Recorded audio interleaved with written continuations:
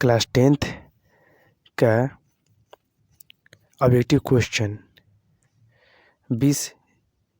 Okay, तो दोस्तों आपका स्वागत है 20 क्लास 10th के जीव विज्ञान का ऑब्जेक्टिव क्वेश्चन।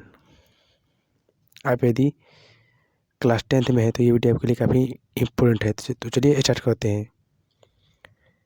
पहला प्रश्न है, पत्तियों का मुरझाना किस पादप हार्मोन के कारण संभव हो पाता है? पत्तियों का मुरझाना किस पादप हार्मोन के कारण संभव हो पाता है?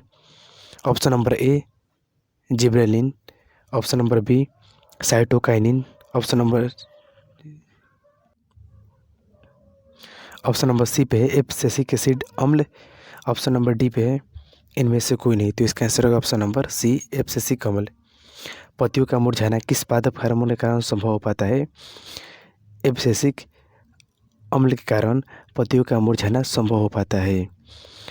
पत्तियों का मुरझाना एब्सिसिक अम्ल के कारण संभव हो पाता है। प्रश्न नंबर 2 पे है, मनुष्य के मस्तिष्क को कितने भागों में बांटा गया है? मनुष्य के मस्तिष्क को कितने भागों में बांटा गया है? Option number A 4, option number B 3, option number C 6, option number D 8। तो इसका आंसर होगा ऑप्शन नंबर बी 3। मनुष्य के मस्तिष्क को कितने 3 भागों में बांटा गया है। ओके, तो मनुष्य का जो मस्तिष्क है उसे 3 भागों में बांटा गया है।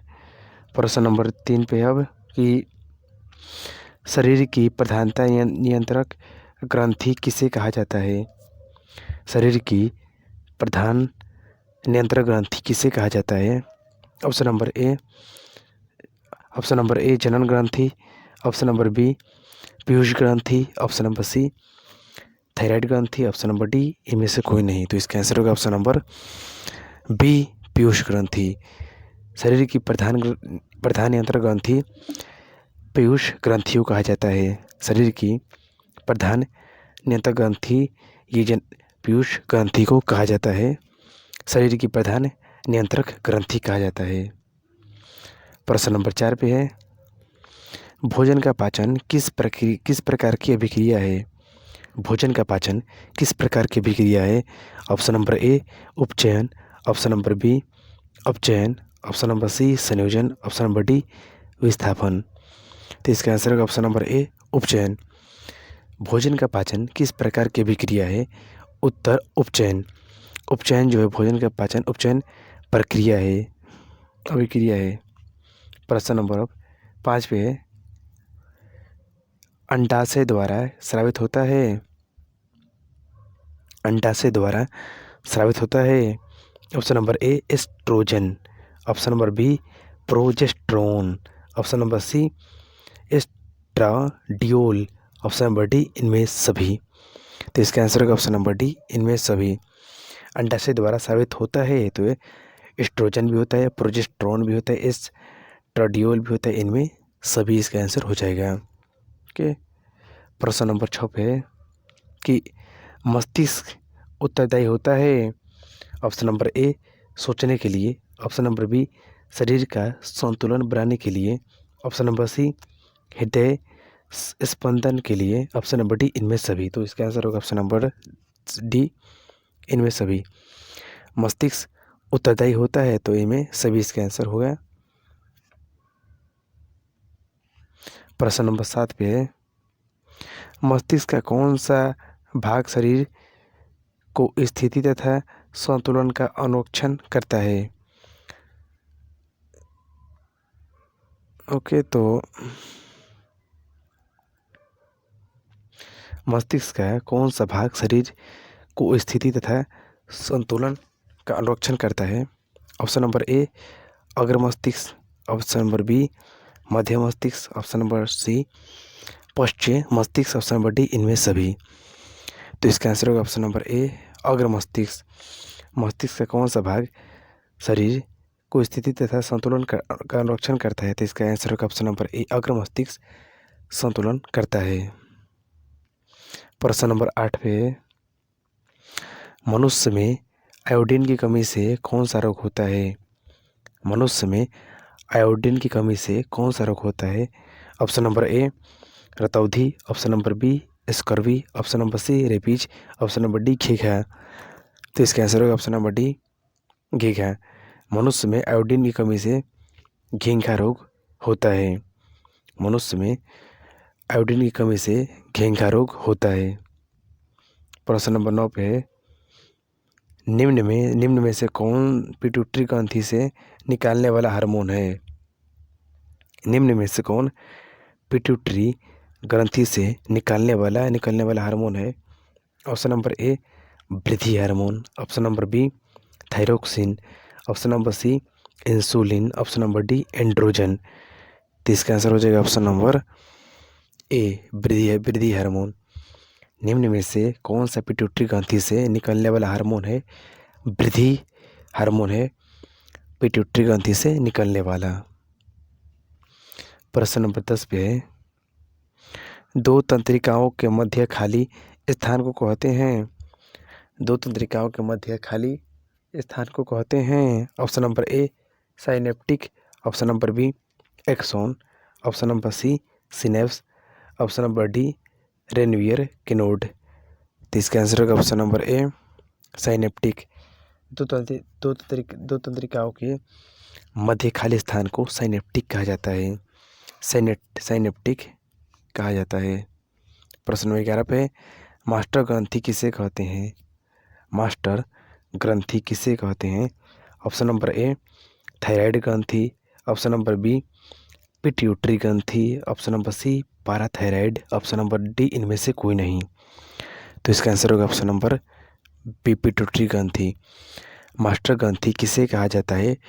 पिट्यूटरी ग्रंथि को मास्टर ग्रंथि कहा जाता है। पिट्यूटरी ग्रंथि को मास्टर ग्रंथि कहा जाता है। प्रश्न नंबर 12 पे है, अनुकुंचन की गति किस पौधे पर प्रमाणित की जाती है? अनुकुंचन की गति किस पौधे पर प्रमाणित की जाती है?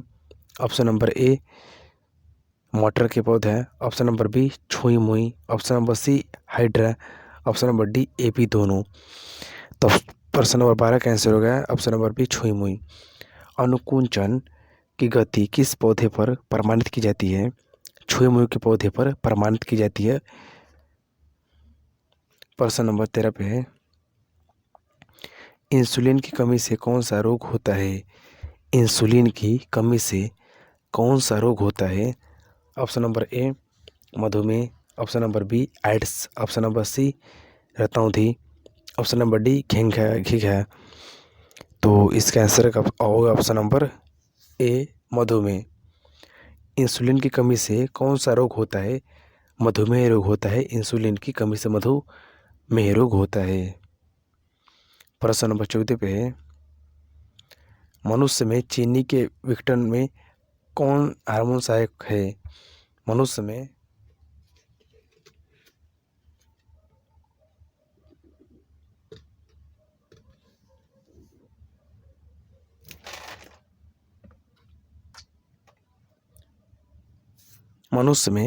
चीनी के विघटन में कौन हार्मोन सहायक है?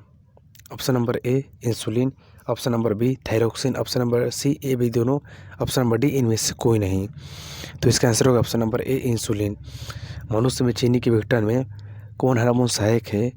इंसुलिन हार्मोन सहायक है।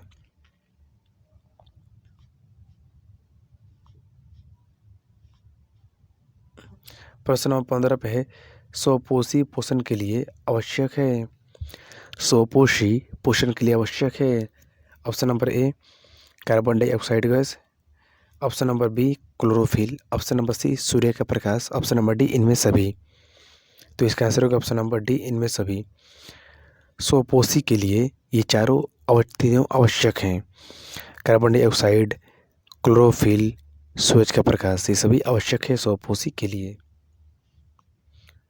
प्रश्न नंबर 16 पे है, मानव में डायलिसिस थैली है?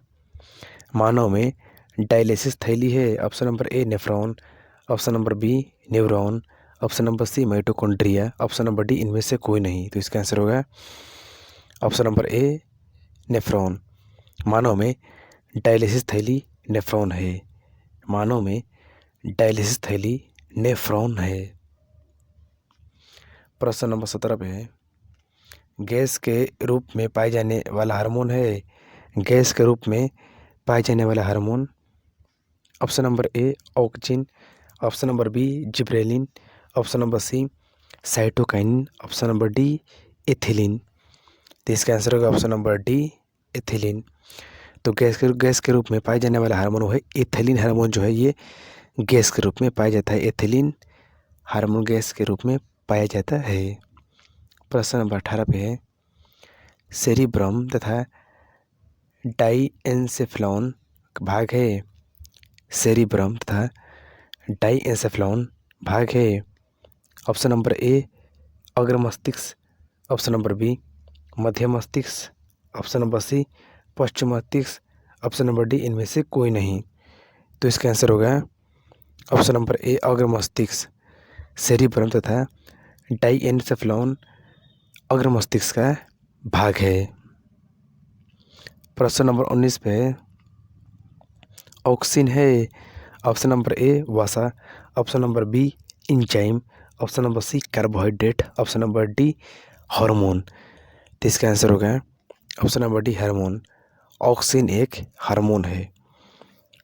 ऑक्सिन एक हार्मोन है। प्रश्न नंबर 20 निम्न में से कौन सा अंग संवेदी ग्राही नहीं है।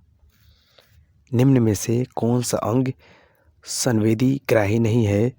ऑप्शन नंबर ए कान, ऑप्शन नंबर बी आँख, ऑप्शन नंबर सी नाक, ऑप्शन नंबर डी दिमाग। तो इसका आंसर होगा ऑप्शन नंबर डी दिमाग। निम्न में से कौन सा अंग संवेदी ग्राही नहीं है। दिमाग जो है संवेदी ग्राही नहीं है। तो दोस्तों तो ये थे 20 क्वेश्चन जो कि बायोलॉजी के थे। यदि वीडियो पसंद आए तो लाइक कीजिएगा दोस्तों, और चैनल को सब्सक्राइब कीजिएगा। मिलते हैं नेक्स्ट वीडियो में नेक्स्ट सवालों के साथ।